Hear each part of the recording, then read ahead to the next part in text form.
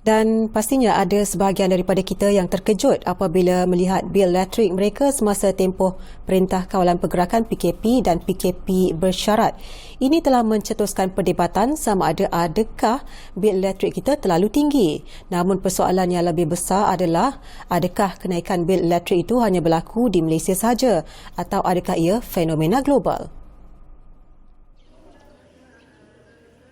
Penularan pandemik COVID-19 telah menyebabkan masyarakat dunia mengharungi tempoh getir yang tidak menentu dan belum pernah terjadi sebelum ini. Dengan keadaan seluruh dunia berada di bawah sekatan pergerakan, ramai yang menghabiskan lebih banyak masa di rumah berbanding sebelumnya.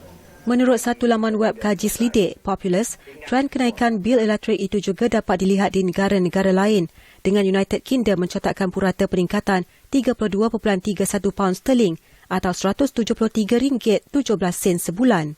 Di New York, penggunaan elektrik pada hari bekerja di Pangsapuri meningkat sebanyak 7% selepas perintah duduk di rumah, manakala penggunaan pada hujung minggu melonjak 4%.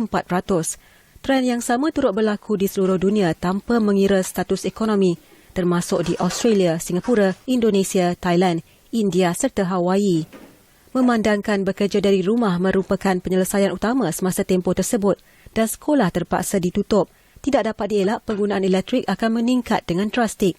Bagi yang berada di rumah, kebanyakan daripada mereka juga mula dilanda hobi baharu, mencuba memasak beraneka jenis makanan bagi keluarga termasuk resepi yang tidak pernah mereka terfikir untuk mencubanya sebelum ini.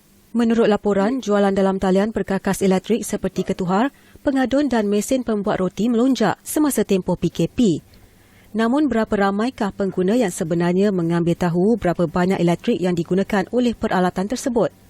Berdasarkan kepada pengiraan, peralatan elektrik seperti pemanas air, penyaman udara, ketuhar gelombang mikro, ketuhar, periuk induksi, mesin basuh dan mesin pengering serta lampu menggunakan sebahagian besar daripada penggunaan tenaga di rumah.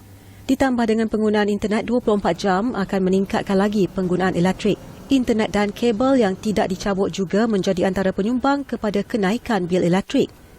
Meskipun penggunaan elektrik dalam kalangan pengguna elektrik komersial dan perindustrian mencatatkan penurunan, namun berbeza pula dengan pengguna kediaman yang mencatatkan peningkatan apabila aktiviti kehidupan beralih daripada pejabat ke rumah.